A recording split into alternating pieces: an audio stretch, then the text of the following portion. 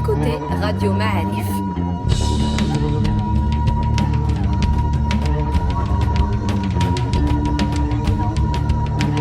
Le podcast Histoire.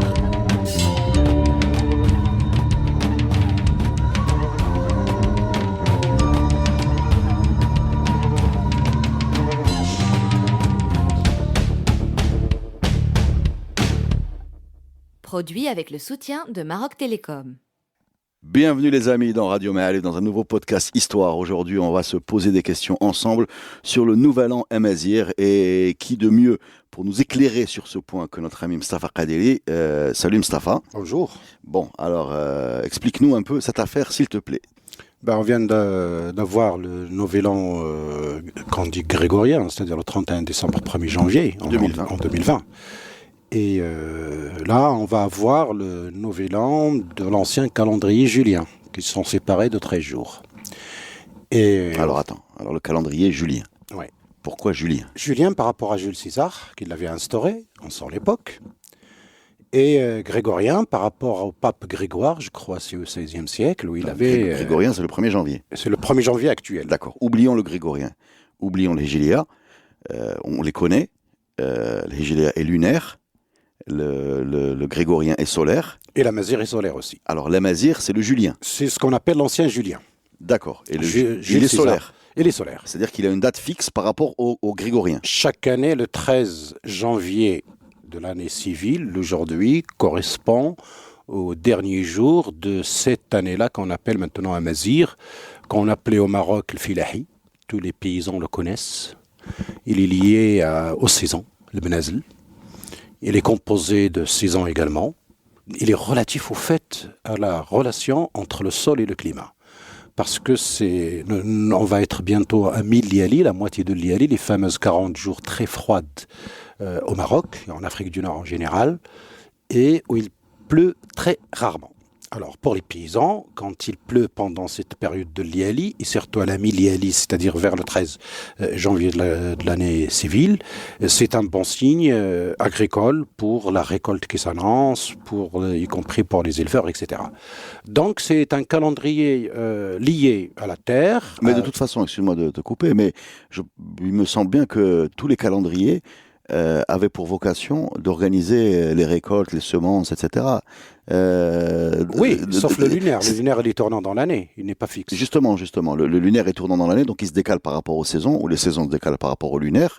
Le grégorien et le amazigh est fixe par rapport aux saisons, donc par rapport à la récolte, c'est bien ça. Et au soleil, surtout. Oui. C'est-à-dire les périodes de soleil, l'hiver, les saisons, etc. Mais pourquoi le calendrier amazigh et le calendrier de Jules César ? Jules César l'avait adopté en 100 ans, parce que paraît-il, c'est un calendrier beaucoup plus ancien, c'est-à-dire que les gens ont mis en place. Vous savez, les histoires d'astronomie sont très anciennes, on en parle beaucoup par rapport à la période égyptienne antique qui est très, très bien étudiée, et c'est pour cela que les astronomes avaient une place très importante dans la construction, par exemple, des pyramides, et qui n'était pas un hasard, le choix des lumières, les choix des axes, etc. Et donc, depuis ce temps-là, puisqu'on a cette civilisation égyptienne qui est très bien étudiée, il nous sert de repère pour comprendre la suite, parce que la civilisation égyptienne, ce qu'on ne dit pas, c'est une partie un petit peu de l'Afrique du Nord, c'est-à-dire depuis le Maroc jusqu'à l'Égypte, et de l'Égypte jusqu'à pratiquement l'Éthiopie, voire au-delà, était un monde qui se connaissait très très très bien et qui était en interconnexion. D'ailleurs, on connaît beaucoup plus sur les études d'égyptologie, comme on dit, par rapport à l'Égypte, mais on connaît moins la Libye et le Soudan, qui sont pratiquement des espèces de prolongements de cette civilisation, malheureusement pour des raisons multiples, y compris pour la spécialisation. Vous savez, l'égyptologie est une spécialité française que les Français avaient obtenue depuis l'époque de Napoléon, et même sous mandat britannique, l'égyptologie a continué à être un domaine exclusivement entre les mains des Français. C'est pour ça qu'on a développé cette discipline qui s'appelle aujourd'hui l'égyptologie, mais au fait qui devrait s'appeler autrement, puisque le Soudan, la Libye, même jusqu'au Maroc, on a connu des espèces de pyramides.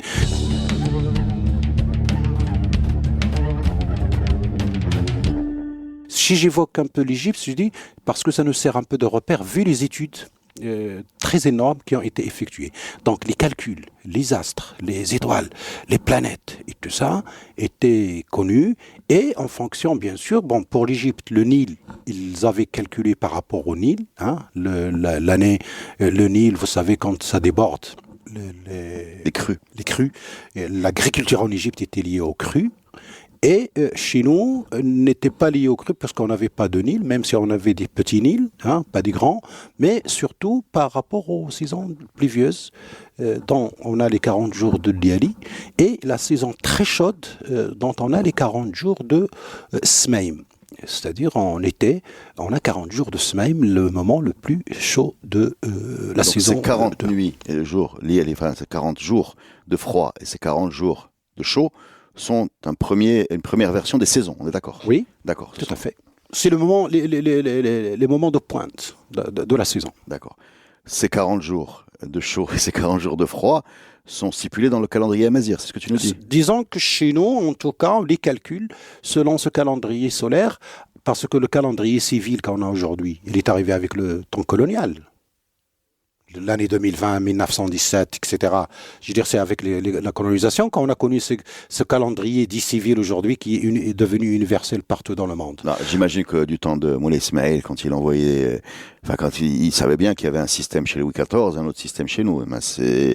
Après, il l'appliquait pas dans sa correspondance, mais il devait être au courant d'un double standard. On avait un double calendrier, le calendrier lunaire pour suivre les événements religieux, pour le calcul du Ramadan, des différentes fêtes religieuses, et ce calendrier solaire qui existait également, par exemple, en évoquant la période de Moulay Ismaël, dans le livre de Daïf al-Ribati, qui est une référence un petit peu sur cette période-là du XVIIIe siècle, de temps en temps, il utilise il parle de Yanaïr ou il parle de mars.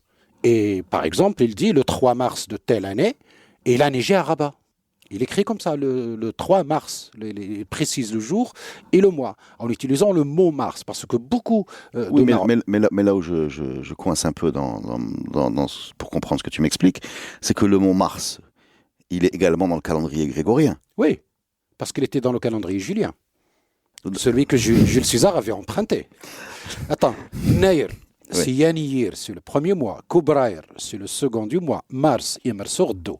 C'est-à-dire dans Tamazirt, parce que beaucoup aussi croient que Yanayr, Braïr, Mars, Avril, Mai, Junio, c'est des termes qui sont venus avec le temps colonial, ce qui est archi faux. Certains pensent, je le pensais aussi il n'y a pas si longtemps avant de... Tu es marocain, non? Oui, que c'était un juillet... février donné février, janvier, c'est-à-dire que je voyais la traduction dans ce sens. Et bien justement, et là, tu es en train de nous expliquer que non, c'est eux qui ont traduit. D'accord. Le seul mois qu'on a changé de nom, c'est... perdu beaucoup de temps, quand même. On aurait dû faire ce podcast il y a longtemps. C'est août. Août, c'est Augustin. On dit Aussou. Aussou, c'est le nom de ce mois-là. C'est un petit peu la fin de l'été, mais encore en Libye, en Tunisie, ils le fêtent encore par une cérémonie. Ils vont à la mer. Toute la famille va à la mer pour prendre un bain, de préférence un bain de nuit. D'ailleurs, Soubnali, il en voulait faire Quel est le rapport entre le bain août à la fin des 40 jours chauds de Smaïm. D'accord. Okay. Il fête Aussou, et c'était l'ancien nom. Donc Aussou qui a donné... On a changé Aussou par Rouge. D'ailleurs, c'est un certain Augustin, un pape encore, qui a changé le nom, je ne sais pas comment il l'appelait en latin, pour devenir Auguste, août, qui nous a donné notre Rouge. Alors, dans le cas de Rouge, donc du coup, là, c'est le sens que je voyais. C'est-à-dire que c'est nous qui l'avons récupéré. Oui. D'accord. Mais février, mars... Oui, pareil. Depuis l'Antiquité. Le premier Français qui a étudié cela... Non, excuse-moi, je bug, parce que tu viens de nous dire qu'Augustin a donné août. On est d'accord? Et nous, on l'appelait Aussou. D'accord, donc Aussou Mapratch. Mais la cérémonie d'Aussou existe encore en Libye, en Tunisie aujourd'hui.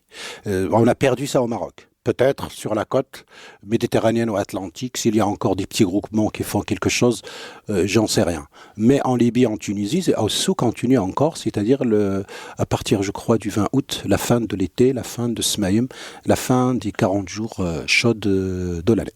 D'accord. Donc on voit Liali, On va Smaïm, les 40 jours. On a les noms des mois qui sont très anciens, c'est pas nouveau, ça vient pas du calendrier civil européen. Et en parallèle avec ce calendrier religieux qui était lunaire pour les événements religieux, le Mouloud, Ramadan, etc. Et vous savez, comme aujourd'hui. Comme aujourd'hui. C'est-à-dire Ramadan, on compte les jours du Ramadan et le reste du temps, on compte... D'ailleurs, vous avez remarqué qu'entre l'année solaire et l'année lunaire, il y a 13 jours de décalage. 13 jours, d'accord. Eh bien, le julien et le grégorien, ils ont 13 jours de décalage aussi. Puisqu'en fait, le 13e jour de l'année civile, c'est là le dernier jour de cet ancien calendrier dit julien qu'on appelle maintenant Amazigh. Alors, qu'est-ce que tu conclus de ces 13 jours qu'on retrouve dans les deux cas? C'est exactement les astronomes certainement ont calculé ce décalage entre l'année solaire et l'année lunaire. Je veux dire, c'est très simple. Bien sûr. Pourquoi ce pape Grégoire, au XVIe siècle, a décidé de changer le calendrier et de faire ce décalage de 13 jours, j'en sais rien, je ne me suis pas penché sur la question, mais il doit y avoir un décalage quelque part qu'ils avaient détecté, parce qu'on peut se demander même, mais pourquoi le février a 28 ou 29 par rapport aux autres? Dans la culture amazigh, on a la légende de la Gouza, ou Hagouza. Oui, développe-nous. Moi, je sais que c'est un moment où les enfants réclament des cadeaux, mais plus que ça, je ne suis pas très qualifié pour... c'est juste mon expérience de papa. J'ai pas autre chose à dire. De toute façon, toutes les raisons sont bonnes pour réclamer des cadeaux. C'est la Gouza qui avait des vaches, qui étaient très contentes de la sortie du mois de janvier, qui devrait être que 30 jours, hein, pas 31. Et donc, il était content, il a dit, finalement, ce janvier part, il dégage. Demain, le 1er février, je vais sortir mes bêtes. Parce que la période de janvier est très froide. D'accord. Janvier l'a entendu. Il a emprunté un jour à février et comme ça, il est devenu 31. Le 31e jour, la dame croyait que c'était déjà le 1er février. Elle sort ses bêtes et bien sûr, elle meurt de froid. Voilà pourquoi janvier s'est vengé de la Gouza, la Hagouza en hébreu, pour tuer les... ça c'est la légende bien sûr, mais c'est très intéressant comment on construit aussi une sorte d'imaginaire. J'ai oublié de dire tout à l'heure que dans l'imaginaire, ce que j'ai trouvé en tout cas dans la mémoire orale, par le biais de certains amis qui écoutaient leur mère et leur grand-mère, la dernière nuit de l'année, le 13e jour, donc la nuit on fait ce repas faramineux selon les régions. Il y a ceux qui font sksu spardari, il y a ceux qui font le pouli beldi, et il y a ceux qui font tagulla, il y a ceux qui se chicha, tarwait, etc. selon les régions. Chacun il va de ce qu'il a comme nourriture, comment dirais-je, de cérémonie ou d'événement. On avait une autre croyance aussi, c'est celle où on croit que le monde était porté par un taureau sur sa corne. Et que c'est cette nuit-là qu'il décide de reposer une corne pour déplacer le globe sur la seconde corne. Ça existe dans les légendes grecques, ça. Hein. Et on a ces légendes dans notre culture amazigh, pour ne pas dire marocaine ou maghrébine, parce que ça fait partie de ces anciennes histoires transmises de génération en génération depuis la nuit des temps, selon les croyances de cette époque-là, parce qu'on croyait que le monde était porté par un taureau et quand il déplaçait d'une corne à une autre ce globe terrestre, et s'il trébuche un petit peu, ça donne les tremblements de terre. D'accord. C'est l'explication qu'on avait trouvée aux tremblements de terre. Revenons à Hagouza. Donc, c'est une... Développe un peu, parce que là, j'ai la tête confuse. Certains disent Naïr. En Tamazight, on dit Naïr. En Algérie, ils disent Nar, Yannar. Exactement, le terme pour Yannar, c'est pareil. Le premier mois en Tamazight, tout simplement de l'année. Et il y a certains qui l'appellent Hagouza, dans différentes régions du Maroc, d'Algérie ou de Tunisie. Il y a ceux qui disent Raslam, tout court. Selon les régions, chacun lui a donné un nom. Ce qui est assez surprenant dans ce que tu m'expliques, c'est que la tradition de Hagouza est restée vivante dans beaucoup de régions du Maroc, y compris citadines, y compris voilà. Mais on a du mal à la lier au calendrier julien ou amazigh. Ça, il faut. En tout cas, on n'en est pas conscient. Oui. Comme beaucoup, ça c'est normal. Je veux dire, on n'enseigne pas ces choses-là dans l'école marocaine, on ne peut pas le savoir. C'est quand on fait des recherches un petit peu poussées sur les anciens documents ou les documents récents réalisés surtout à la période coloniale. Vous savez, les Français ils étaient très curieux de beaucoup de choses. Ils nous ont étudiés en long et en large, non par amour pour nous, mais surtout beaucoup pour comprendre un petit Pour nous peu maîtriser. le système de fonctionnement et Bien sûr. maîtriser bien sûr ce qu'ils appelaient les indigènes à l'époque. Donc ils ont essayé Know de your comprendre enemy. tous les phénomènes. Sauf malheureusement, après l'indépendance, on avait interdit beaucoup de disciplines comme l'anthropologie et l'ethnologie. Ils ont été interdits au Maroc au lendemain de l'indépendance parce qu'on les accusait d'être des Facteurs de sédition. des sciences coloniales, des sciences de la division, La fitna. de la fitna, et etc.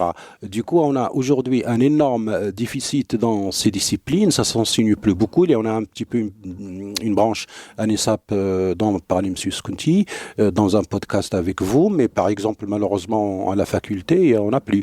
Plus tard, on a également subir le même sort à la sociologie. C'est-à-dire aujourd'hui, si on récolte un petit peu au niveau de nos connaissances de nous-mêmes et le niveau de connaissance de nous-mêmes, c'est d'abord aussi à cause de cela, par cette vision un petit peu nationaliste, si j'ose dire, de certaines disciplines qu'on a accusées d'être liées au colonialisme. Ce sont des disciplines coloniales. Or, ce sont ces disciplines-là, des gens, que ce soit des militaires ou des civils, plus des civils d'ailleurs qui se sont intéressés à cela. Les militaires, ils s'intéressaient beaucoup à des choses qui sont liées à ce qu'ils appellent la sécurité, comment maîtriser le côté guerrier des populations. Ils étaient très curieux, donc les ethnologues, ils ont observé et ils ont essayé de comprendre, et bien sûr, ils étaient très surpris de trouver cela. Alors, quelle était leur explication? Ils croyaient que, d'ailleurs beaucoup l'ont dit, notre ami Ernest Renan l'a dit, et tout le monde l'a répété après lui, nous avons trouvé ces populations dans l'état où Rome les avait laissées. Et on croyait que nous, on avait emprunté à Rome tout ce qu'ils ont trouvé, parce que quand ils trouvent dans la Ansra, par exemple, la Ansra, la Saint-Jean, une fête qu'ils faisaient en France qui s'appelait la Saint-Jean, le 20 juin exactement. Or, chez nous, on l'appelle la Ansra, et c'est un moment très important pour les éleveurs, ils faisaient l'enfumage du bétail. Aujourd'hui, c'est des choses en perdition. Alors, pourquoi l'enfumage du bétail? L'enfumage du bétail, chacun peut l'expliquer à sa manière. C'est très simple. C'est l'élimination des parasites. On allume un feu et on fait passer les moutons, les chèvres, etc. sur la fumée de ce feu. Et ça tue les parasites qu'il y a dans... Et donc, les Français ont dit, ah, voilà, on trouve enfin les résidus de Rome D'ailleurs, Robert Montagne a dit aussi une phrase également, la même chose que celle de Ernest Renan. Nous avons trouvé les Berbères, comme on les appelait à l'époque, dans l'état où les a laissés Rome. C'est-à-dire, depuis la fin de Rome, jusqu'à l'arrivée de M. Ernest Renan ou M. Robert Montagne, les Berbères sont restés les mêmes. Alors, les Almoravides, c'est pas des Berbères. Non, mais ça signifie que les Almoravides, c'est pas des Berbères selon leur logique. Les Almohades, les Mérinides, tout ça. Non. On les a trouvés dans l'état sauvage dans lequel Rome les avait laissés, et depuis le 4e ou le 5e siècle après Jésus. Revenons à cet enfumage de la Saint-Jean. Ce que tu es en train de dire, si je comprends bien, c'est que c'était une tradition qui existait chez nous. Oui. D'accord, qu'on retrouve en Europe. Oui. Et la théorie coloniale, c'est que c'est une tradition romaine qui s'est installée ici. Oui. Rien ne prouve qu'effectivement ce soit le cas, oui. Mais rien ne prouve le contraire non plus. Absolument. C'est-à-dire qu'il est possible que ce soit aussi une tradition amazigh qui a été récupérée par Rome. Mais moi, c'est l'hypothèse, puisque personne n'a de documents, n'a de preuves. Oui. On peut bien inverser la chose. Oui, on peut l'inverser, mais on n'est pas sûr d'avoir raison non plus. Absolument. Sauf on n'est pas sûr d'avoir tort. Absolument. Voilà. C'est dans les deux cas. Sauf que, malheureusement, beaucoup de savants de chez nous ont construit un petit peu ont continué à croire à cette dichotomie-là. D'accord. Revenons à ce calendrier julien, s'il te plaît. Puisque donc, si je comprends bien, l'hypothèse que tu avances, un calendrier amazigh qui date exactement, récupéré par Jules César. Jules César, voilà. Oui, tout à fait. Alors pourquoi il y a 13 jours de décalage entre le 1er janvier et le 13 janvier? Non, je ne sais pas pourquoi le pape Grégoire a décidé de recalculer pour fixer le calendrier là où on l'a trouvé aujourd'hui. Mais je précise encore que c'est la différence entre l'année solaire et l'année lunaire. Chaque année, la différence entre la tournée que fait la Lune et la Terre sur le Soleil... oui, c'est le décalage. C'est le décalage. De Ramadan tous les ans. On le connaît tous. On le calcule. Est-ce que ce décalage leur a posé des problèmes? J'en sais rien. Mais dans la religion chrétienne, les orthodoxes, non seulement de Russie, mais ce qu'on appelle aussi les Coptes d'Égypte, continuent à suivre cet ancien calendrier. Le calendrier julien. Julien, par Amazigh. exemple, ils ne fêtent pas Noël le 24 décembre, comme tous les chrétiens du monde. Les Coptes et les orthodoxes, c'est-à-dire les Absolument. Russes, les Grecs. Absolument. Voilà. Ils le fêtent le 7 janvier, pas le 24 décembre. Noël. Ouais. Avec un décalage de 13 jours. 13 jours. D'accord.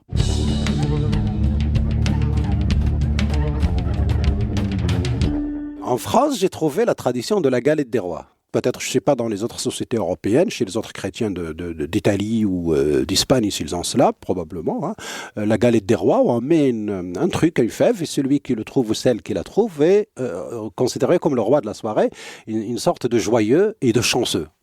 Et bien, dans ce mets qu'on mange, nous, le 13 janvier, en général, on met une date complète, ou bien juste le noyau d'une date. Et la personne qui le trouve est considérée comme le chanceux de l'année. On a cette tradition. Dans certaines régions, elle est utilisée encore. Où ça?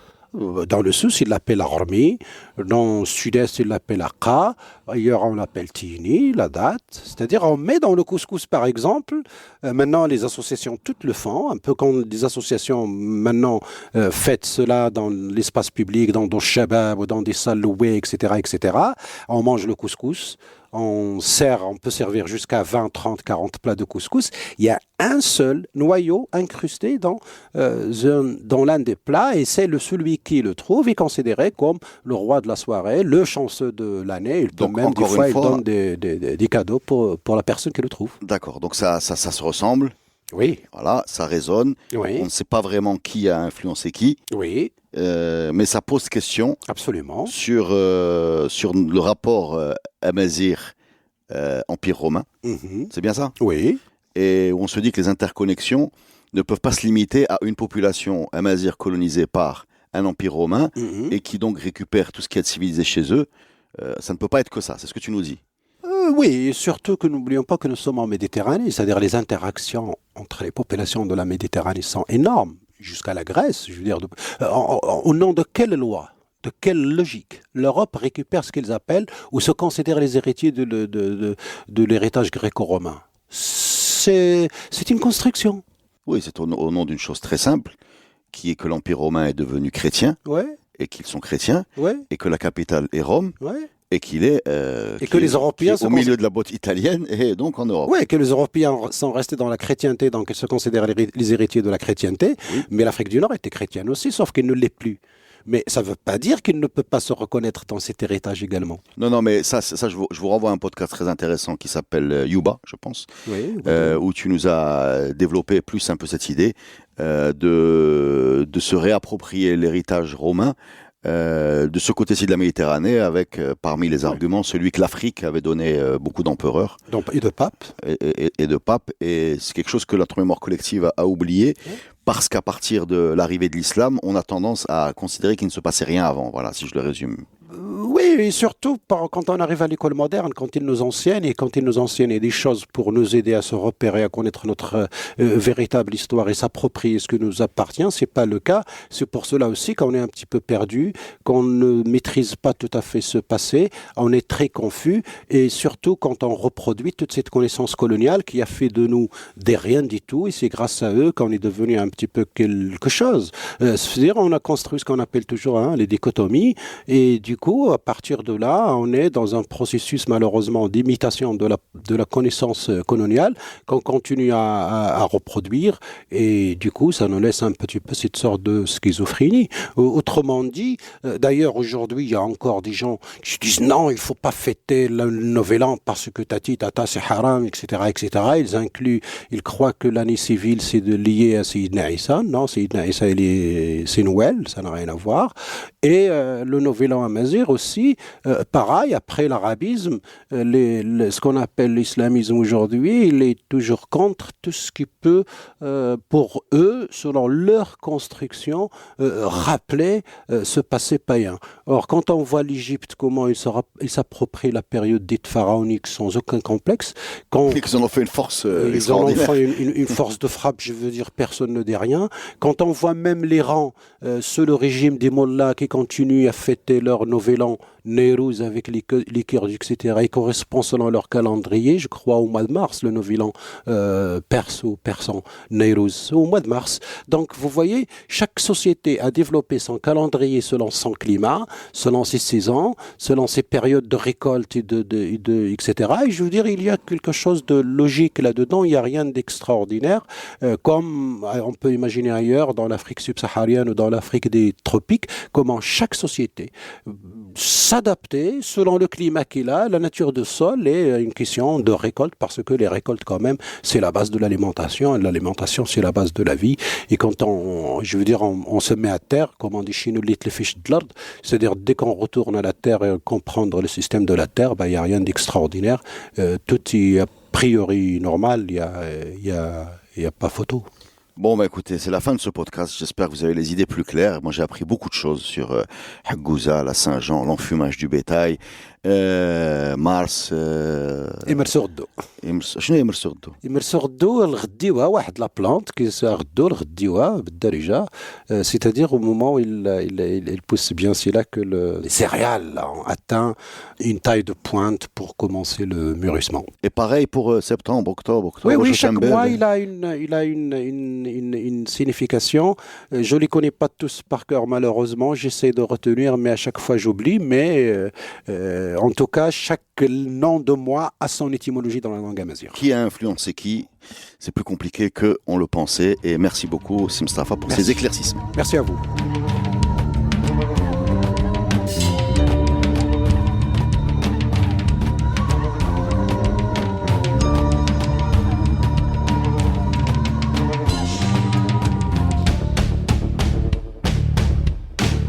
Ce podcast est produit avec le soutien de Maroc Télécom.